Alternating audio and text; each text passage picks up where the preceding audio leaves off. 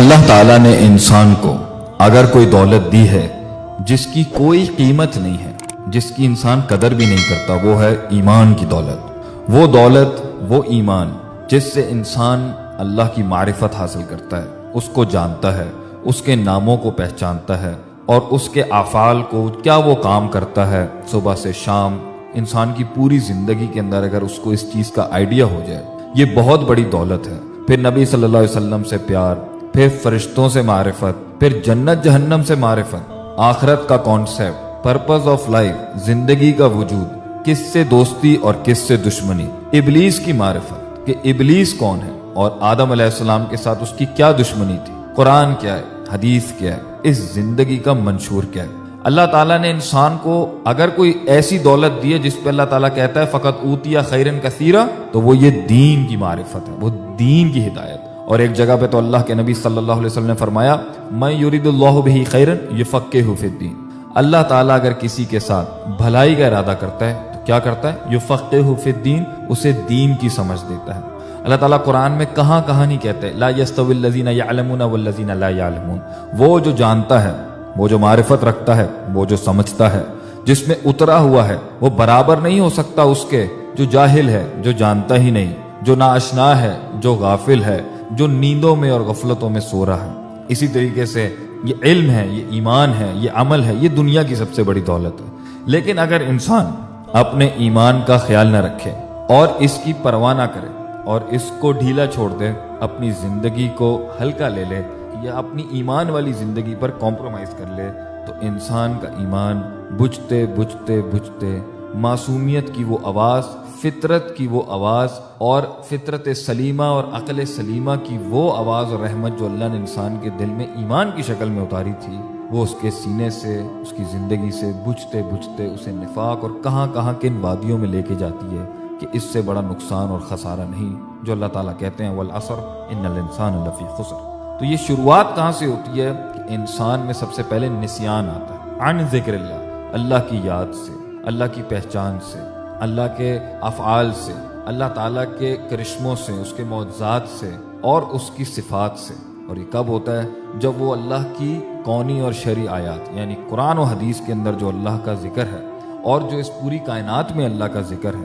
اور جتنے بھی مفعولات ہیں جس میں اللہ کا ذکر ہے، کیونکہ اللہ تو اپنے فعل کا فاعل ہے، مگر اگر اللہ کے کام، اللہ کے معجزے، اللہ کے کرشمے اور اللہ کی ذات کا کمال دیکھنا ہو تو اللہ کے کاموں میں دیکھیں۔ اگر آپ نے اس کا رحم دیکھنا ہے تو اس کی رحمت دیکھیں، رحمان سمجھ میں آ جائے گا۔ اگر آپ عادل کو سمجھنا چاہتے ہیں تو اس کی عدالتوں کو دیکھیں، اس کے احتسابات کو دیکھیں وہ کیسے محاسبہ کرتا ہے لوگوں کا اور کیسے بخشتا ہے لوگوں کو اور کیسے انجام تک پہنچاتا ہے۔ اس لیے مفعول کو ہی جان کے جو اللہ کے کام ہیں، جو اس نے کیے ہیں اور کرتا آیا ہے اور کر رہا ہے اور ہمیشہ کرے گا، اس سے فاعل کی معرفت ہوتی ہے، اللہ کی معرفت ہو جائے گی۔ انسان جب اللہ کے قرآن کے اندر اور اللہ کے نبی کی حدیث کے اندر سے اپنا ذہن ہٹاتا ہے، نسیان میں جاتا ہے، تو اس کے سینے کے اندر ایک ویکیوم کریٹ ہوگا جدھر اس کا علم بجھنا شروع ہو جائے گا، ایمان دبنا شروع ہو جائے گا، ایمان گھٹنا شروع ہو جائے گا۔ اور یہ دوسرا نسیان بن جاتا ہے کہ اگر انسان اللہ کی مخلوق میں غور و فکر چھوڑ دے، افلا ينظرون الى الابل كيف خلقت والى السماء كيف رفعت والى الجبال كيف نصبت والى الارض كيف سطحت۔ آسمان، زمین، اونٹ، مکھی، مچھر، اللہ تو کن چیزوں کا ذکر نہیں کرتا کہ دیکھو ان کو، غور سے دیکھو۔ لیکن جب یہ نسیان بڑھتا جاتا ہے تو یہ انسان میں دوسری بیماری، دوسرا سٹیشن لے کے آتا ہے اس کے ایمان کا، وہ ہے استوحش من اللہ۔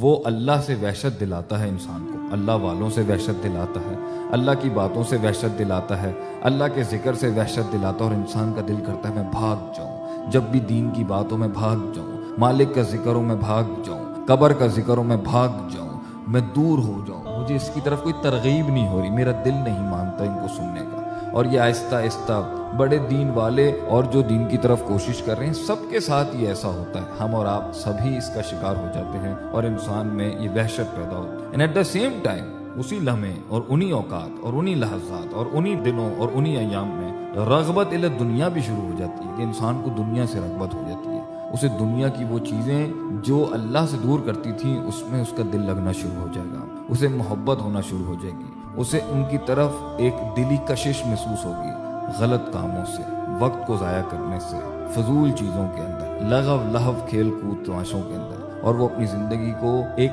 لائٹلی لینا شروع کرتے ہیں۔ اور آج دیکھیں جو انسان بھی اپنے آپ کو برباد کر رہا ہے، جو انسان بھی خودکشیاں کر رہا ہے، جو انسان بھی شراب پی رہا ہے، جو انسان جھگڑے کر رہا ہے، گھر توڑ رہا ہے، رشتے توڑ رہا ہے، سب کو تنگ کر رہا ہے اور ذمہ داریاں نہیں سنبھال رہا، وہ ایک طریقے سے اپنی زندگی کو ہلکا، اس کی کوئی قدر و قیمت نہ رکھنا اور اس کا کوئی خیال لحاظ نہیں کرنا کہ اللہ کی نعمت تھی، اس کو سنبھال کے اس کا ایک دن حساب دینا ہے، انسان اپنے آپ کو وہاں پر ادنا اور بہت ہلکا لے لیتا ہے، جس کی وجہ سے انسان اس سٹیج میں آتا ہے۔ یہاں سے آگے بڑھتا ہے اور پھر گناہوں کا سلسلہ مزید شروع ہوتا ہے، اور صغیرہ گناہ کنسسٹنٹلی اور مستقل مزاجی سے ہونا شروع ہو جاتے ہیں، اس حد تک کہ صغیرہ کبیرہ بن جاتے ہیں اور کبیرہ بھی مستقل مزاجی میں چلا جاتے ہیں، اور انسان میں اس سٹیج پر غفلت ہی غفلت آنا شروع ہو جاتی ہے، وہ بھولنا شروع ہو جاتا ہے، ایسی نیند کہ جو آنکھیں بھی کھلی ہوں تو حق نہیں دکھائی دیتا، اور اس کے بعد اس میں آخرت کا نسیان شروع ہو جاتا ہے، اسے آخرت یاد نہیں رہتی، اسے اللہ یاد نہیں رہتا، اسے